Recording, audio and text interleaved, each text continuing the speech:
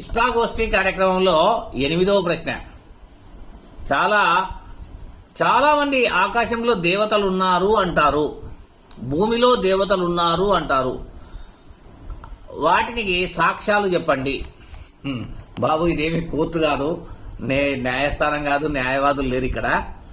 ఆకాశంలో దేవతలు ఉన్నారు అనే దానికి గుర్తు నక్షత్రాలు, సూర్యుడు, చంద్రుడు గుర్తు. భూమిలో దేవతలు ఉన్నారు అనే దానికి గుర్తు చెట్లు మనకు ఆహారాన్ని ఇస్తాయి. కడుపు నిండా ఆహారాన్ని తింటే ఆహా ఎంత మంచి ఆహారాన్ని తిన్నామా అని ఆనందపడుతూ ఉంటాము. ఆ ఆనందంలో దేవుడున్నాడు. అంటే మనకు ఆనందాన్ని ఇచ్చింది ఏంది? చెట్లు. కాబట్టి భూమిలో చెట్లు మరియు ఆ యొక్క విగ్రహాలు ఏదైతే మనం చేసుకుంటామో ఆ విగ్రహాలను మనం దేవుళ్ళుగా భావిస్తుంటాం. ఆకాశంలో అయితే నక్షత్రాలు, సూర్యమండలాలు, చంద్రమండలాలను దేవుళ్ళుగా భావిస్తాము. Thank you very much.